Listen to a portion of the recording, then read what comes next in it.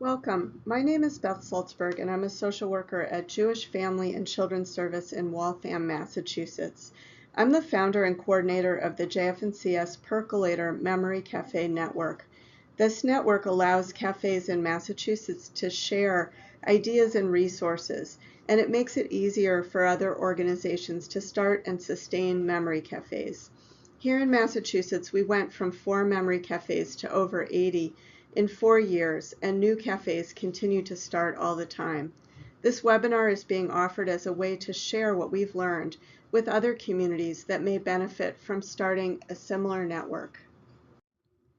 Here's what we'll cover in this webinar. First, we'll establish a common understanding of what an Alzheimer's or memory cafe is. Then we'll talk about the problem with cafes and why a network can help. I'll tell you a little bit about Massachusetts' experience of going from 4 cafes to more than 80. And then we'll talk about the nuts and bolts of how to start a network, first steps, resource requirements, and challenges. And then I'll leave you with some resources to learn more. I'd like to start by saying that one size does not fit all, and your network will look different from our network here in Massachusetts.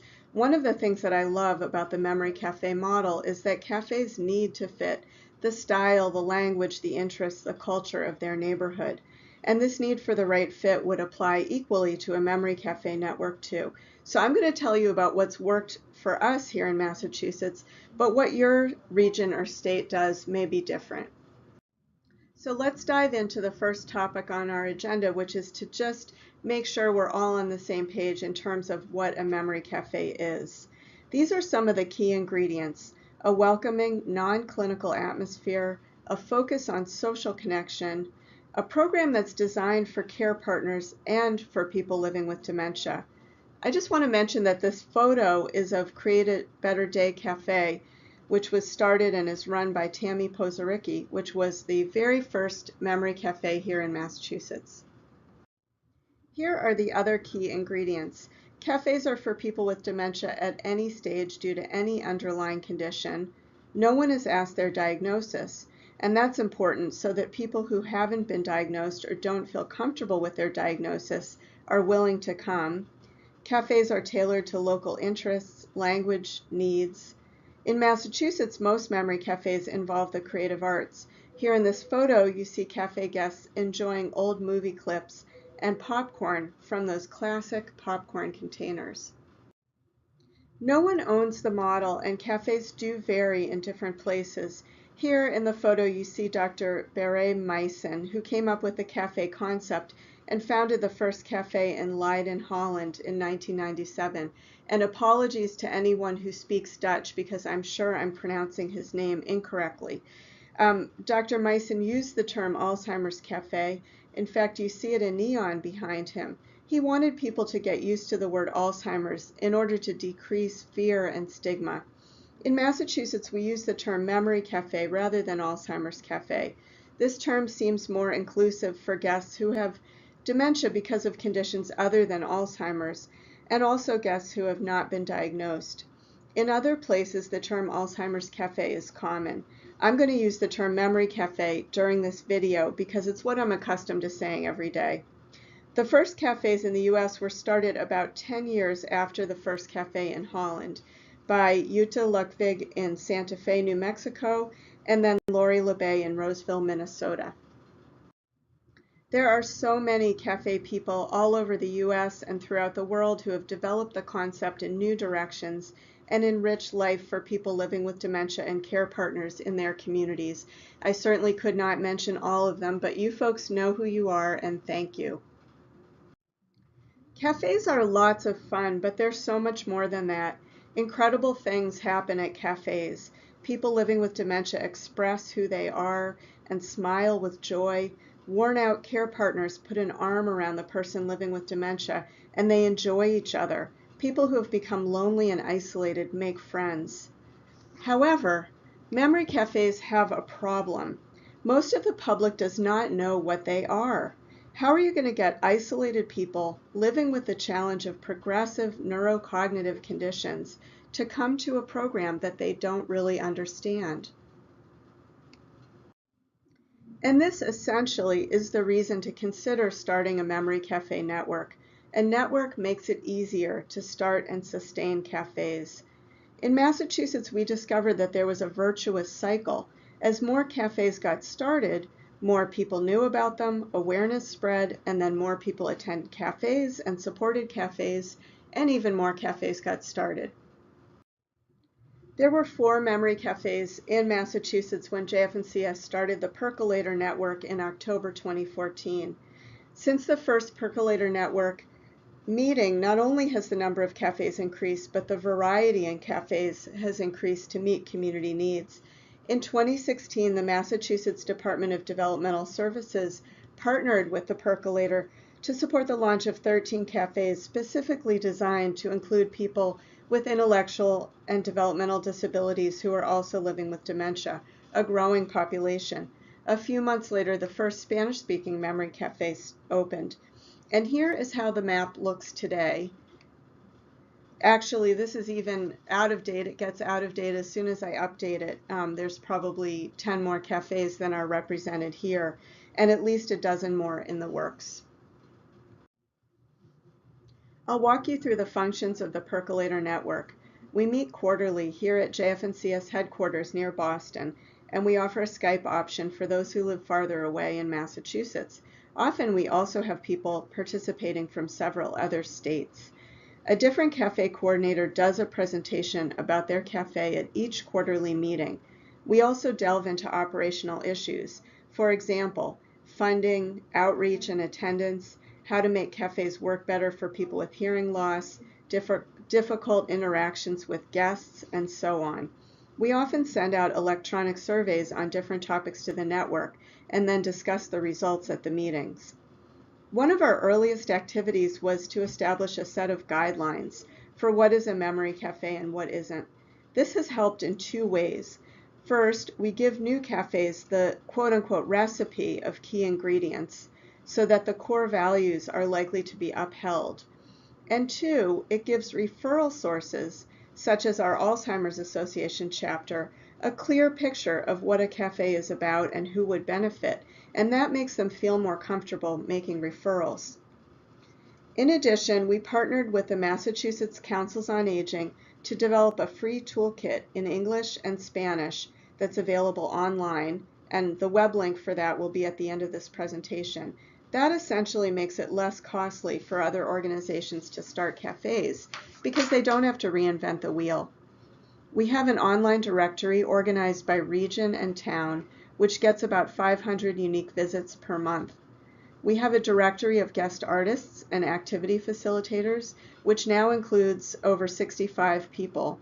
This makes it easier for cafe coordinators to find guest facilitators, and it has also helped some teaching artists to develop their expertise in working with people who live with dementia.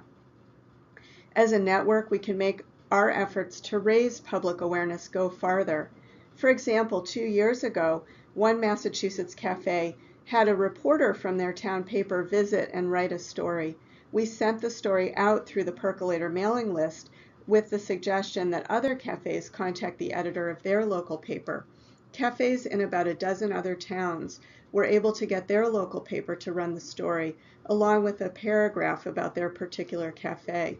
Right now, we're filming a public service announcement video to help the general public understand what cafes are about, and we'll engage our whole network in asking their local cable station and other media outlets to show it. Facilitating referrals, it's simply much easier for the Alzheimer's Association, neurology and primary care practices, information and referral networks, and so on, to make referrals when the cafes are available in many locations and they can easily be found through a directory. Finally, as a network, we are more visible and better positioned to get involved in statewide or regional initiatives. For example, memory cafes have been a core part of Massachusetts' dementia-friendly community initiative. Recently, the governor of Massachusetts declared that Massachusetts would become the second age-friendly state. New York beat us to it, unfortunately. The government's blueprint for this includes the goal of increasing memory cafes around the state. So being part of a network has allowed us to be on the radar screen at the statewide level. In addition, 3 statewide organizations have worked with the Percolator to offer startup grants to over 30 new cafes. So to sum up the benefits of a memory cafe network, a network increases the number and variety of cafes. It helps to maintain the quality of cafes. It increases awareness among the general public and referral sources.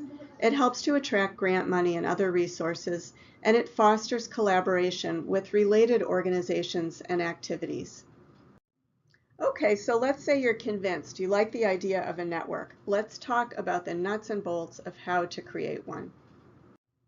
These are the steps. First, identify a willing leader, and that has to be done with consideration of resources and sustainability. 2, convene stakeholders, including coordinators of all existing cafes within the network's proposed geographic area. 3, if stakeholders agree to move forward, decide on priority activities to start with. 4, set a structure for reconvening. And keep in mind these principles: nothing about us without us, cultural humility with regard to cultural, linguistic, and other needs or identities, and the very human tendency to feel protective of one's work and turf. We're going to now dig into each of these steps and each of these points one by one. Step 1, identify a willing leader.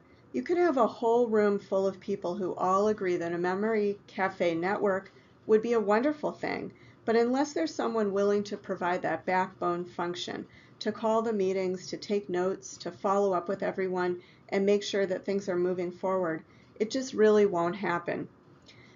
So you have to ask yourself, because this is a lot of work, are you passionate about making memory cafes more available in your region? And it's also important to acknowledge the work that others are already doing and be willing to share that leadership as much as possible.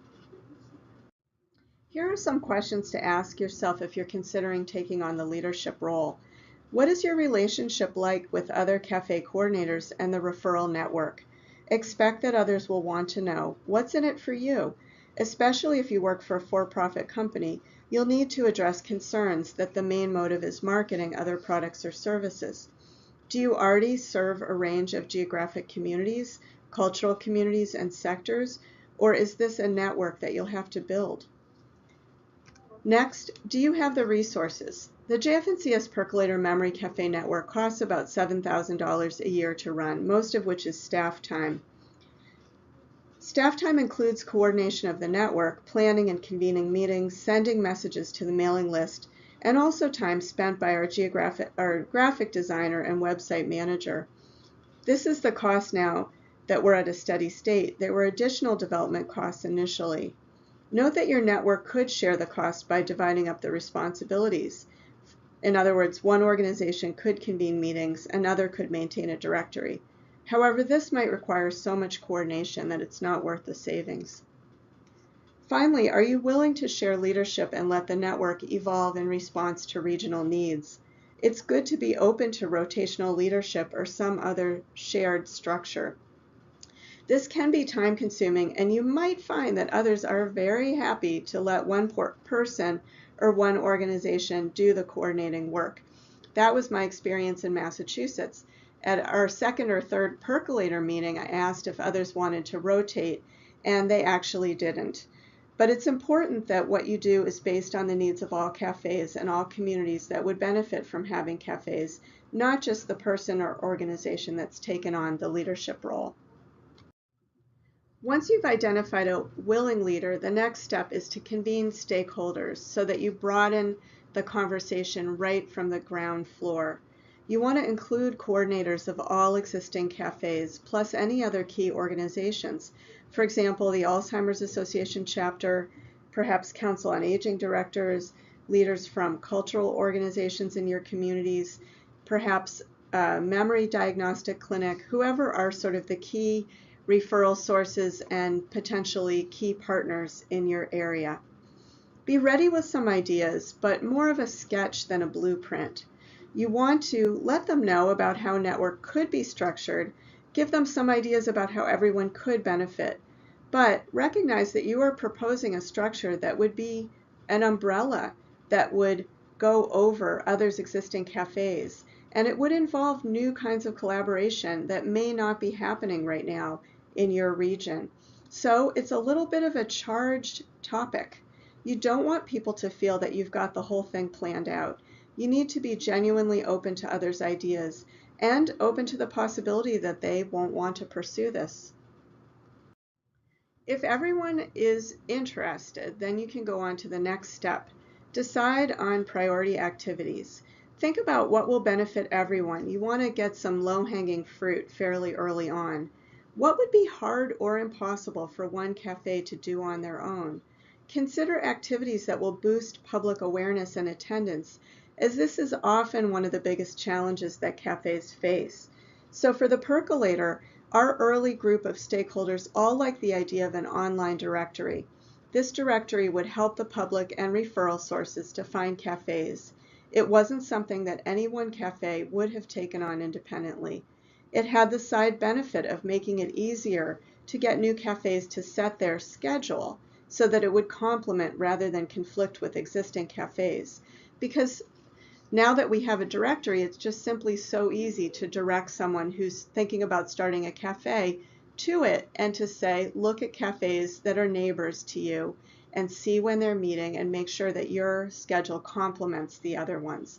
So I'm going to show you what our directory looks like.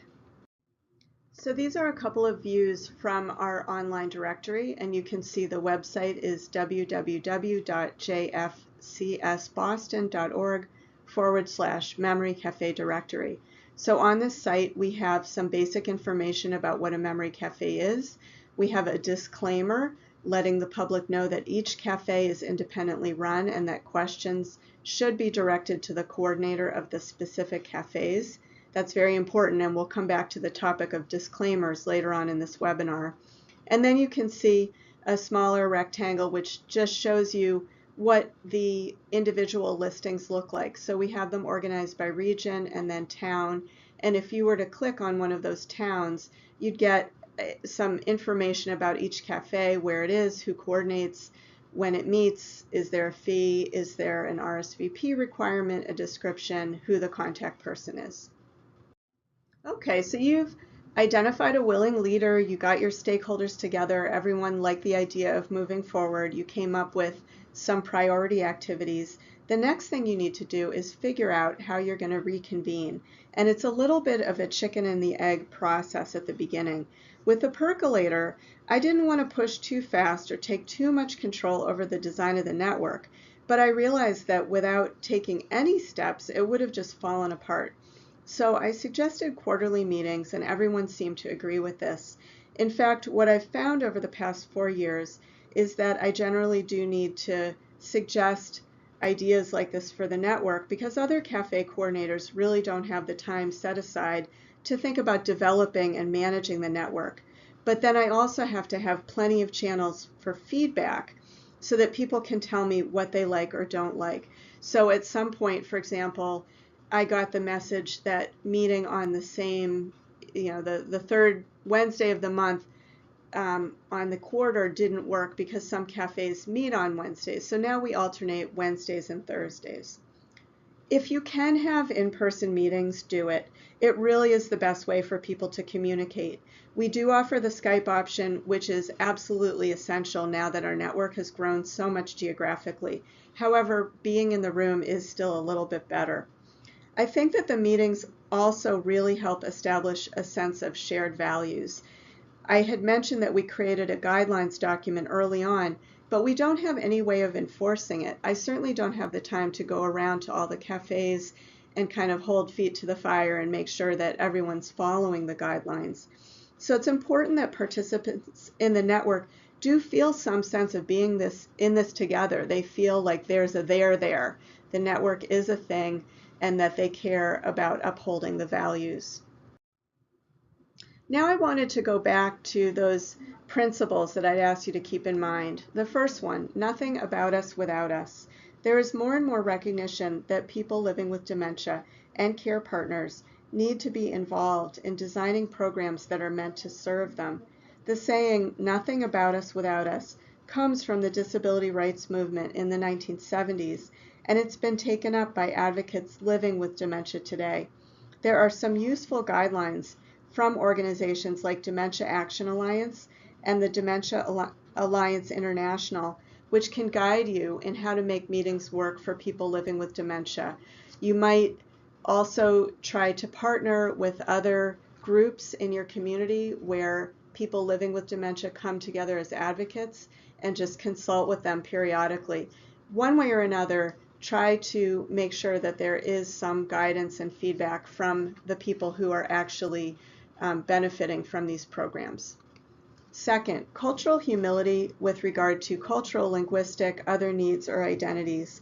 Cultural humility is an attitude in which one assumes that other people and other groups are the best experts on their own experience, and it's a commitment to lifelong listening and learning. If you're running a cafe, this is important, but it's even more important if you're leading a network, because you're going to be supporting programming for people different from yourself, maybe for a whole host of different cultural, linguistic, and other groups. You don't have to know everything. In fact, you need to know that you don't know everything and be committed to listening, learning, respecting, and appreciating not only differences, but power imbalances that may call upon you to actively strive for equity. For example, in Massachusetts, it was a real breakthrough when the first Spanish-speaking memory cafe got started, and sometime later the coordinators collaborated to create a Spanish language webinar about starting a cafe. And this is available on our website, and it's in the list of resources at the end of this webinar. Cultural humility recognizes the importance of others being able to learn about and see the role model of a cafe that is held in Spanish, but also where the food, the music, and the activities all fit the guests who, in the case of that particular cafe, are mostly from Caribbean backgrounds. There seems to be a really strong human instinct to protect our own turf, and this is the third point that I wanted to bring up. And I don't mean to be glib about any of this. I have to fight the tendency in myself all the time. A network like this is actually a tiny bit revolutionary in that it requires everyone to share knowledge and ideas and trust that the help they give to others will come back to them in some ways. I think that this cycle of mutual benefit is pretty well proven now after 4 years here, but it really felt like a leap of faith during the first year and a half or so. Here's my advice about making this work. This is kind of the special sauce, I think, that makes it come together. Always acknowledge others as much as possible. It is really encouraging when we get acknowledgement. We often feel that we're doing hard work without much recognition. Certainly none of us get paid very much. And giving others that recognition as you're establishing your network and working with so many different providers and organizations is absolutely essential. And you really have to watch out for any sense that others might have that you would be taking credit for others' work, even when that absolutely isn't your intention. Giving others credit, acknowledging others. As you may notice, I pointed out the first cafe in Massachusetts in one of the first slides in this webinar. That is an example of what we all need to do all the time to make a network work.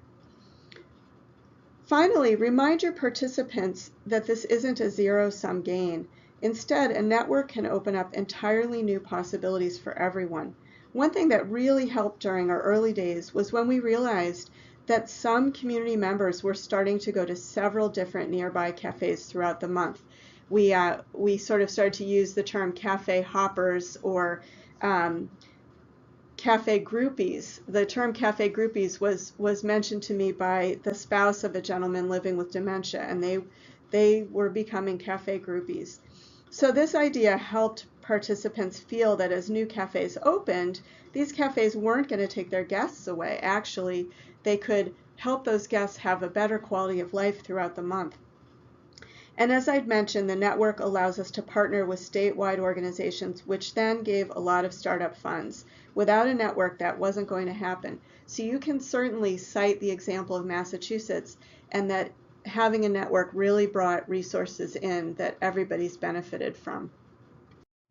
Now it's time to talk about challenges, and the piggy bank is the first one. I've estimated that our network costs no more than about $7,000 a year.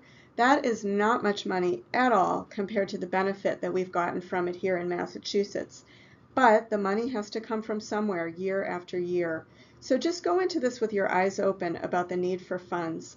I've considered charging a membership fee to participate in cafe coordinators, but I abandoned that idea because the cafes are generally strapped for cash, and the amount I'd be able to charge would be so small that it wouldn't be worth the administrative expense of collecting it. And the whole goal of the network is to expand access to memory cafes, especially in communities with fewer resources.